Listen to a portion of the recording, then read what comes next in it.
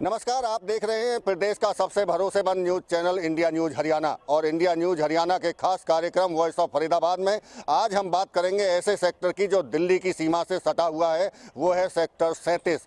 कहने को तो पॉश है लेकिन समस्याएं यहाँ काफ़ी ज़्यादा हैं। तमाम लोग हैं, उनसे बात करेंगे क्योंकि बिजली, पानी, सड़क ऐसी मूलभूत सुविधाएं हैं जो मयस्सर नहीं है इन सेक्टर वासियों के लिए, चूँकि पुराना सेक्टर हो चुका है। लेकिन ड्रेनेज सिस्टम नहीं है, सीवर ओवरफ्लो हो रहे हैं। ये तमाम ऐसी समस्याएं, इनको लेकर हम चर्चा करेंगे वॉइस ऑफ फरीदाबाद के माध्यम से। शुरुआत आपसे कर लेते हैं। सर, क्या लगता है आपको पॉश सेक्टर कहा जाता है सेक्टर 37 को, क्या वास्तव में पॉश है? इस सेक्टर का डेवलपमेंट तकरीबन 40 साल पहले हुआ था जब ये शुरू हुआ, और आज तक उन मूलभूत सुविधाओं के लिए पूरी पब्लिक, जो भी रेजिडेंट्स हैं, बराबर लड़ते आ रहे हैं, बराबर जूझते आ रहे हैं, जो बराबर उन्हें सहन कर रहे हैं। लेकिन कोई समस्या का समाधान ना प्रशासन से मिलता है, ना हमारी राजनीतिक पार्टी जो सरकार में है उनसे मिल पाया है। यहाँ सबसे विकराल समस्या सीवर की है।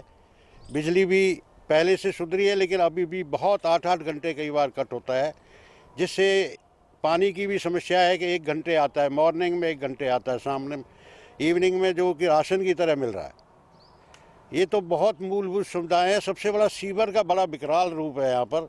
देखिए, बड़ा सवाल खड़ा कर रहे हैं। राशनिंग हो रही है, पानी की राशन की तरह मिल रहा है। अभी बरसात आने वाली है तो सेक्टर में तो नावें चलने की नौबत आ जाती है। ये स्थिति है। सफाई की बहुत कम व्यवस्था है, इसको सुधारने की ज़रूरत है। और भी बहुत सारी समस्याएं हैं, सिक्योरिटी है, पार्कों का रखरखाव है। एक साल तक पार्कों के रखरखाव के 1 रुपया कुछ पैसा देते पर स्क्वायर फीट, वो भी नहीं मिल पाता, सालों साल नहीं मिल पाता है। कोई समस्या हम लोग पहुंचाने की कोशिश करते हैं प्रशासन में, तो कोई आज तक रिकॉर्ड है किसी लेटर का आज तक उन्होंने जवाब देने की जहमत नहीं उठाई। देखिए, बड़ा सवाल है। जिम्मेदार हैं सभी, लेकिन जिम्मेदार जवाब नहीं देते। जनरल सेक्रेटरी हूँ यहाँ का। जी, आप जनरल सेक्रेटरी भी हैं, आपसे बात करेंगे सर। बड़ी कई समस्याएं, जनरल सेक्रेटरी हैं खुद RWA के, वो बता रहे हैं काफ़ी समस्याएं हैं। तो लगता है कि वास्तव में हैं इतनी समस्याएं? यहाँ पर इतनी समस्याएं हैं जिनको के मतलब बताना ही बड़ा मुश्किल पड़ जाएगा। सबसे पहले तो यहाँ पर समस्या ये है कि हमारे पास 68 कर्मचारी हैं इसमें, यहाँ पर जो सफाई कर्मचारी, और वो 10 आदमी आते हैं, उसमें 64 आदमी कहाँ जाते हैं आज तक नहीं पता। पार्षद को बोल लिया, जो उनका दरोगा है उनको बोल लिया कि भाई जो यहाँ पर जो सफाई कर्मचारी हैं वो क्यों नहीं आते। भाई सफाई कर्मचारियों को सरकार पैसे देती है ना, और पैसे देने के बावजूद भी यहाँ पर इतना गंद है, किसी मोहल्ले में झाड़ू लगे 1-1 महीना हो जाता है जी। एक रोड टूटी हुई है, 200 मीटर का टुकड़ा सिर्फ यहाँ, और 2 साल हो गए हैं उसको। इतनी बुरी हालत है तिकोना पार्क में कि बस वहाँ से निकलना मुश्किल है। कितने बार तो वहाँ पर आदमी गिर चुके हैं। हमारे खन्ना जी बैठे हैं यहाँ पर, 2 बार तो वो गिर चुके। तो यहाँ समस्या तो है जी। लगता नहीं है आपको, जिस तरह से दिल्ली से सटा हुआ ये सेक्टर है, तो कई बार लोग सोचते हैं कि नज़दीक है दिल्ली, यहाँ रहना ज़्यादा मुनासिब होगा, बेहतर सुविधाएं भी यहाँ होंगी। तो लगता है आपको कि इतना ये बेहतर सुविधाएं मिल पा रही हैं आपको? नहीं मिली, लेकिन लोग सेक्टर के लोग यहाँ पर दिल्ली से आते हैं या सुविधा के लिए, लेकिन कोठियाँ करोड़ों की हैं, सुविधाएं कुछ मिलती नहीं है बिल्कुल भी। सीवर ओवरफ्लो रहता है बिल्कुल ही जी, सीवर ओवरफ्लो रहता है। हम भी 33 साल से यहाँ रह रहे हैं। सीवर पुराने डले हुए हैं, लेकिन सबकी समस्याएं बहुत है यहाँ पर। घरों के आगे पानी भर जाता है, कुछ भी होता है, बारिश तूफान आता है, लाइट चली जाती है यहाँ पर बिल्कुल ही। 12-12 घंटे लाइट का कट रहता है। मतलब बिजली की व्यवस्था ठीक नहीं लग रही है आपको? जैसे ही थोड़ी बहुत हवा चलेगी तो उसके साथ में ही बिजली कट हो जाते हैं। हाँ, बिजली की कट होती है, और यहाँ रोड पे महीना झाड़ू लगाने वाला नहीं आता, इतना कूड़ा होता है, बहुत गंद रहता है। और पानी की तो सीवर की तो है ही समस्या तो बता रहे हैं, लेकिन क्या कभी कहीं शिकायत लेके गए हों कि भाई अगर सफाई व्यवस्था नहीं है तो उसको दुरुस्त किया जाए? कोई है ही नहीं, वालिया साहब हैं ये मेंबर है, इन्हीं को ही हम कंप्लेंट करते हैं। कोई है ही नहीं देखने वाला। अच्छा, कोई लुक आफ्टर करे या कोई देखे तो पता चले कि क्या प्रॉब्लम्स हो रही है, लेकिन कोई है ही नहीं जिससे हम अपनी प्रॉब्लम सॉल्व करें। बताइए, इतने सालों से हम सेक्टर के पास रह रहे हैं, कोई सुनने वाला नहीं है, कोई कुछ नहीं है। नहीं सुनने वाला किसको कह रहे हैं आप? कौन सुनने वाला नहीं है? जनप्रतिनिधि नहीं है या अधिकारी नहीं है, कौन है? यहाँ तो यही RW में यही है, वालिया साहब ही हैं, और तो है ही नहीं कोई। बताइए, इन्हीं को निश्चित problem तौर से जिम्मेदारी RWA की भी है, वो बेशक चाहे किसी एजेंसी से काम कराए। आपको क्या लगता है, जिस तरह सफाई की बात सामने आई, क्या वास्तव में लगता है कि सफाई नहीं है सेक्टर हाँ में? जी, हाँ जी, बिल्कुल यही बात है। वो गंदगी है सारे सेक्टर में। और हमारे घर के आगे गंगा जमुना हर समय बहती रहती है, और हमारे घर के सामने खुली जगह, वहाँ पे बहुत से जानवर आते रहते बड़ा हैं। कटाक्ष कर रहे हैं आप, गंगा जमुना क्या, गंगा जमुना क्या, सीवर का वहाँ पानी? से निकलता ही नहीं है, सीवर का नहीं, और भी बरसात हो जाए या कहीं से भी पानी आ जाता है तो रुका रहता है वो। वहाँ से हमने बहुत कंप्लेंट की हर जगह, लेकिन कोई सोल्यूशन नहीं निकला। लेकिन बरसाती पानी की, चूंकि अभी मानसून आने वाला है, और ऐसे में जब मानसून आने की चिंताएं अभी से सेक्टर वासियों को शुरू हो गई हैं कि पानी की निकासी नहीं होगी, लगता है क्योंकि सफाई व्यवस्था नहीं है, ऐसे में जल भराव होगा तो और ज़्यादा विकट समस्या होगी। जी, पानी भर जाता है, बहुत प्रॉब्लम होती है, और सफाई की बहुत दिक्कत है। मार्केट में बहुत गंदगी है, कभी भी चले जाओ वहाँ सफाई मिलती नहीं है।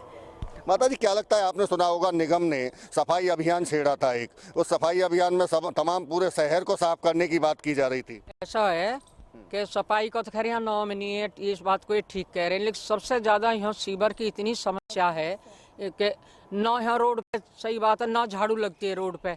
सीवर, अब एक भी बारिश होएगी ना, उल्टा घर में पानी। देखो, करोड़ों की कोठी बनाए बैठे, हर आदमी ये सोचेगा दिल्ली से अटैच है तो भाई यहाँ रहेंगे, लेकिन यहाँ रहने की कोई अब ऐसी बात, 36 साल से रह रहे हैं हम यहाँ, जंगल में आके बसे, आज भी यहाँ जंगल ही हो रहे हैं, रहने को कोई यहाँ फायदा नहीं है, कोई खास सुविधा नहीं है। तनक हवा चलेगी, लाइट कट जाएगी, थोड़ी हवा चलते ही, ये क्या मतलब हुआ? दिल्ली में भी तो लाइट हवा चलती है, वहाँ क्यों नहीं कटती? यहाँ ऐसे कट जाते, ना कोई सुनने वाला यहाँ, और सुनो किसी से कहो भी ना, यहाँ कोई गौर होने वाली बात है ही ना। देखिए, बड़ा सवाल उठा रहे हैं, गौर कोई नहीं करता है। जिम्मेदार जो हैं, जिम्मेदार एजेंसी, चाहे नगर निगम की बात करें, चाहे बाकी और डिपार्टमेंट की बात करें, तमाम ऐसे लोग हैं जो सुनने को तैयार नहीं है। आप क्या कहेंगे? देखिए, यहाँ आप पूरा अशोका इंक्लेव सेक्टर 37, 34, 35 की सारे लोग बैठे हुए हैं रेजिडेंट्स यहाँ पर, और आप एक एक से जाकर के पूछेंगे, जिस प्रकार से स्मार्ट सिटी का इस तरह से एक ढिढोरा पीटा गया कि स्मार्ट सिटी फरीदाबाद बनने जा रहा है, और सेक्टर 37 दिल्ली से बिल्कुल सटता हुआ सेक्टर है, जैसे कि आप भी कह चुके हैं।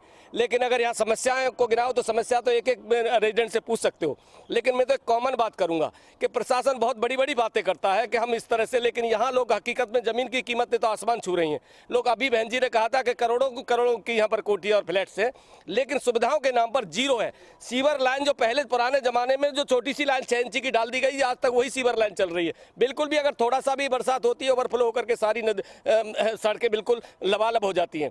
पहली समस्या। दूसरी समस्या यहाँ पर सबसे बड़ी जो सिक्योरिटी की समस्या, सुरक्षा की, क्योंकि दिल्ली के घेरे में है ये सेक्टर, और यहाँ सबसे बड़ा आए दिन रोजाना गाड़ियाँ चोरी होती हैं, और रोजाना की यहाँ से स्नैचिंग और बहुत बड़ी वारदातें होती हैं। इसकी अभी तक सिक्योरिटी की कोई सुविधा यहाँ नहीं है। हम तो कहना चाहते हैं कि अगर यहाँ के सारे रेजिडेंट इसने जागरूक है, क्या वो लेना, हम लोगों की यहाँ पर मैंने स्पेशल बात करी थी SHO के साथ मीटिंग में भी कि यहाँ की कमेटियाँ बनाइए, निगरानी कमेटियाँ बनाइए, और उनको सुविधा दीजिए। ये क्या यहाँ 37 सेक्टर में आप घुसोगे, उस समय आप घुस नहीं सकते, निकल नहीं सकते, आप पूरी तरह से सपना मार्केट में जाम लगा रहता है। इस तरह कहने की मेरा मतलब ये है कि यहाँ के जनप्रतिनिधियों से हमारा निवेदन है कि आकर के यहाँ विधायक आकर के, हकीकत में विधायक पार्षद आकर के वोट तो ले जाते हैं, वोट के लिए अब भी आएंगे, अभी भी चुनाव आने वाले हैं, लेकिन अगर जब कहीं समस्या हो तो अभी हमारे जनरल सेक्रेटरी कह रहे थे कि इतनी चिट्ठियां के अम्बार लगा दी RWNL के लिख करके, कोई जवाब नहीं मिलता प्रशासन से। बिल्कुल, देखिए, बड़ी बात कह रहे हैं कि ऐसे जनप्रतिनिधि होने चाहिए जो उनकी समस्याओं को सुने और उनके बात को आगे बढ़ाएं।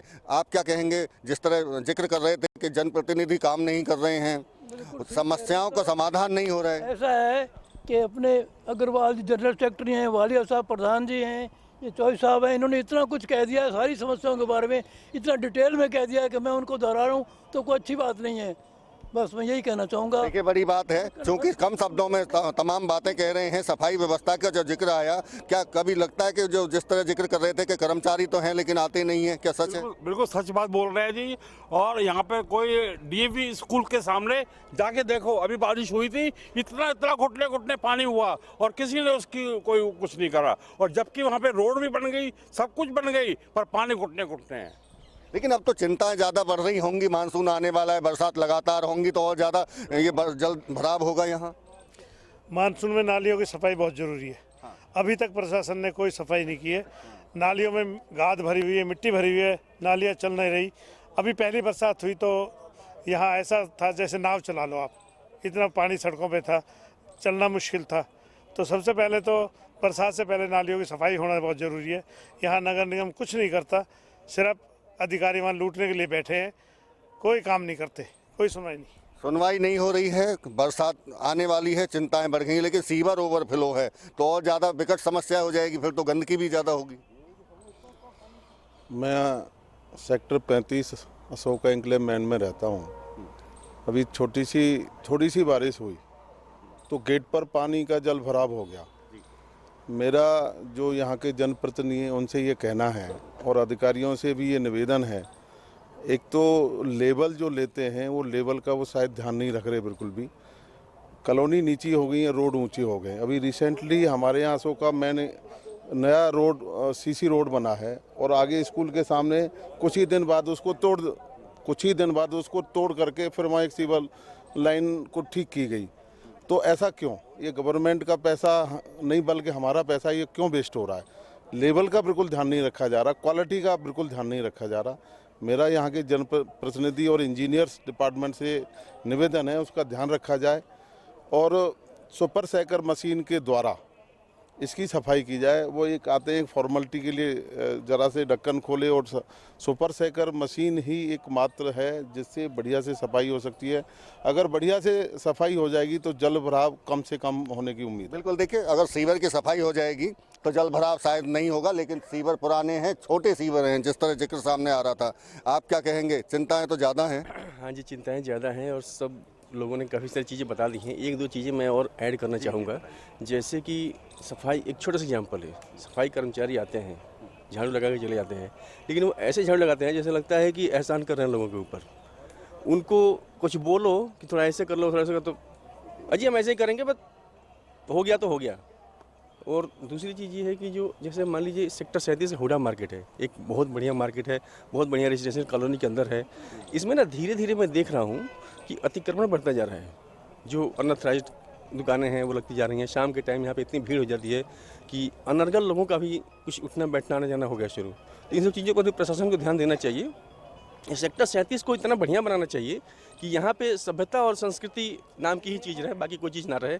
और जो गलियों की बात हुई है, पानी जमाव की बात हुई है, वो सब बातें हो चुकी हैं, तो मैं दोहराना नहीं चाहता उनको। देखिए व्यवस्थाएं कहीं ना कहीं ठीक नहीं है, उनको दुरुस्त करने की ज़रूरत है। आपको क्या लगता है सर कि जिस तरह बिजली की समस्या है, इंजीनियरिंग ठीक ढंग से नहीं हो रही है, ना तो सड़कों की हो रही है, ना बिजली के जो पोल हैं, ट्रांसफार्मर का जिक्र अभी इन्होंने किया है। सेक्टर का जहाँ तक सवाल है, इसके अंदर मेंटेनेंस के नाम पर जीरो। अगर यहाँ चाहे कॉरपोरेशन किसी स्वीपर को, किसी को भी यहाँ चाहे वो 10 रुपये तनख्वाह देता हो या 10 लाख देता हो, यहाँ पे वो अगर उसका 1% भी अगर यूज हो जाए तो ये सेक्टर आधा सुधर जाएगा। कोई ऐसी समस्या ऐसी नहीं है जो यहाँ ना हो। अगर चाहे आप सीवर की कहें, चाहे कूड़े की कहें, चाहे बिजली की कहें, बिजली की अगर 40 की स्पीड से हवा चल जाएगी तो लाइट अगले 6 घंटे के लिए चली जाएगी। क्या ऐसा किसी और शहर में भी होता है कि हवा चली और लाइट गई? पानी का अगर बारिश की बौछार आ जाएगी तो कोई ऐसी सड़क नहीं बचेगी जो लबालब ना हो जाए। कोई ऐसी जगह नहीं बचती जहाँ से आदमी निकल सके। कोई ऐसी सड़क नहीं है कि जहाँ आदमी ये कह सके जी यहाँ कूड़ा नहीं पड़ा हुआ है यहाँ पे, या ये वाली लाइन साफ़ है। पूरे सेक्टर में अब कोई ऐसी चीज़ नहीं है जिसके लिए कह सके कि हम गुमान कर सके कि जी हाँ कम से कम ये आके देख लो, ये पॉकेट ये बड़ी साफ़ है। देखिए पॉश सेक्टर का एक गुमान आदमी को होता है कि हम पॉश सेक्टर में रहते हैं, लेकिन उसी पॉश सेक्टर में अगर आदमी रहने का गुमान ना कर सके तो ये एक बड़ी चिंता का विषय है। पार्कों का जिक्र रह गया था कि पार्कों की किस तरह की व्यवस्था लगती है आपको इस सेक्टर में? कोई भी समस्या हल नहीं हो पाती। हल नहीं हो पाती? क्यों? शिकायत कर करके चिट्ठी देते रहो, कुछ कोई आने को तैयार, कोई करने को तैयार नहीं। आप जैसे जिम्मेदार नागरिक हैं, सीनियर सिटीजन हैं, फिर इसका समाधान क्या लगता है आपकी नज़र में? अब हम क्या कर सकते हैं? समाधान तो आप लोग भी करवाएंगे। बिल्कुल निश्चित तौर से इंडिया न्यूज़ हरियाणा की कोशिश है कि वॉइस ऑफ फरीदाबाद के माध्यम से समस्याओं से समाधान तक पहुंचा जाए। आपको क्या लगता है सर, जिस तरह जिक्र आ रहा है? नए नए सड़कें बनी हैं तो जो फुटपाथ है ना वो सब ऐसे उबड़ खाबड़ है। कोई बारिश में चलेगा तो गिरेगा। फुटपाथ को भी साथ में उसको ठीक करना है। और कितने दिन से ये एमसीडी की दीवार है उसमें पत्थर लगाने का काम 3-4 साल पुराना है, वो अभी पूरा हुआ नहीं, गिरने भी लगे हैं। उसका कोई मतलब जो शुरू कर दिया तो कर दिया, फंक्शन हो गया, बस बात खत्म। आप ये कह रहे हैं कि काम शुरुआत हुई है, उससे पहले वो खराब होनी शुरू हो गई हैं चीज़ें? हाँ जी, बिल्कुल। और मैं कहता हूँ ये जो बारिश आने वाली है उससे पहले अगर जो फुटपाथ है उनके टाइलिंग हो जाए तो फिर थोड़ा आराम हो जाएगा। जी मुझे बताइए जिक्र कीजिए। बात ये है कि पहले 2.5 मंजिल मकान का नक्शा पास होता था, अब 5 मंजिल हो रहा है। तो जो ये सारी समस्याएं हैं, सीवर की समस्या, पानी की समस्या, बिजली की समस्या, इसके कारण हो रही है और सारी जगह गंदगी फैल रही है। अगर ये नक्शा 2.5 मंजिल रहे तो ठीक रहेगा, अगर 5-5 मंजिल हो जाएगा तो बताइए जनसंख्या बढ़ेगी, प्रॉब्लम सॉल्व होंगी क्या? देखिए बिल्कुल बड़ा सवाल है, क्योंकि जिस वक्त सेक्टर को बसाया गया होगा तो ये स्थितियां ऐसी नहीं होंगी कि 5 मंजिल के या 4 मंजिल के मकान बनेंगे। तो इसका मतलब ये मूलभूत जो सुविधाएं हैं वो भी व्यवस्थाएं उसी तरीके से की गई होंगी, लेकिन अब आबादी बढ़ेगी तो व्यवस्थाएं कम हो जाएंगी। आधा अधूरा काम किया जाता है, जैसे सड़क बनाई उसका फुटपाथ छोड़ दिया वैसे ही, और फिर सफाई की प्रॉब्लम तो कंटिन्यू से चलती रहती है। उसको कहीं भी कोई सफाई चली है ढेरों के, अब नाले बनाए वो ओपन छोड़ दिए और सालों साल से वैसे ही चलता जा रहा है। वो सफाई उसकी तो बढ़ेगी, प्रॉब्लम तो उससे बढ़ेगी, काम नहीं होएगी उससे बढ़ेगी। सफाई की प्रॉब्लम तो बहुत ज़्यादा है, बिजली पानी ये सब समस्याएँ।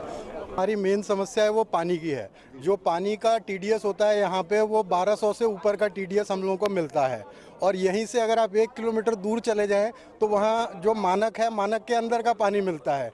तो मुझे ये समझ में नहीं आ रहा कि टेरिटरी के हिसाब से किस प्रकार का भेदभाव है। क्या हम लोगों ने फरीदाबाद में जो है रह के कोई गलती की है? नहीं, एक जिक्र आप एक जिक्र आप कर रहे हैं टीडीएस का, आपको 1200 टीडीएस का पानी मिल रहा है। 1 किलोमीटर दूर कितने मानक का मिल रहा है? क्या 500 टीडीएस का पानी सप्लाई कर? अगर 50 टीडीएस से कम होता है तो कौन दे रहा है वो पानी? कौन सप्लाई कौन कर रहा है? वो दिल्ली की सरकार में मिल रहा है उनको, लेकिन यहीं पे आप जिक्र कर रहे हैं हरियाणा और दिल्ली, स्टेट चेंज होता है तो जो है क्या मतलब क्या हरियाणा के लोगों के अधिकार नहीं है कि उन्हें अच्छा या साफ पानी या मानक के हिसाब का पानी मिले? लेकिन ऐसा नहीं है। उसके बाद अगर हम चले जो है, जैसे सभी लोगों ने जिक्र किया कि हमारे यहाँ जो सीवर है या सीवर ओवरफ्लो का बहुत बड़ा प्रॉब्लम है, उसका मूल कारण जो है वो वाटर हार्वेस्टिंग ना होना है।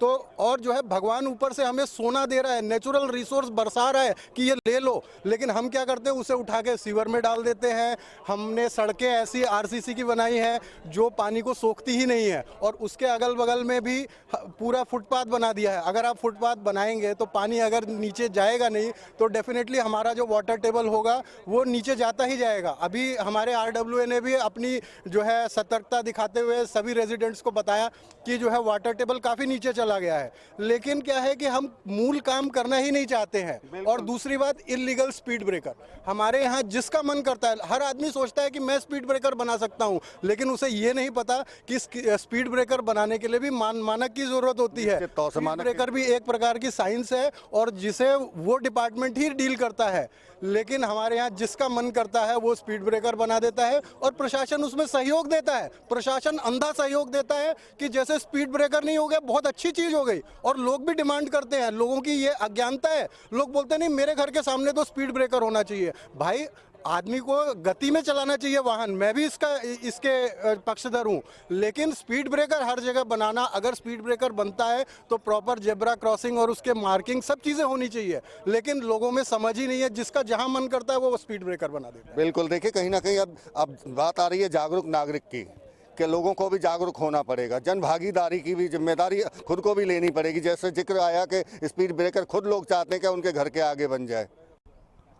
सर एक्चुअली अब जैसे यहाँ पर सोल्यूशन की बात कर रहे थे आप, तो इसे हमारे PC गुप्ता साहब हैं, वो इंजीनियर, रिटायर्ड इंजीनियर हैं, उन्होंने भी काफ़ी इस बारे में स्मार्ट सिटी के लिए काफ़ी बड़ा बातचीत करी, और वालिया साहब भी थे वहाँ पर।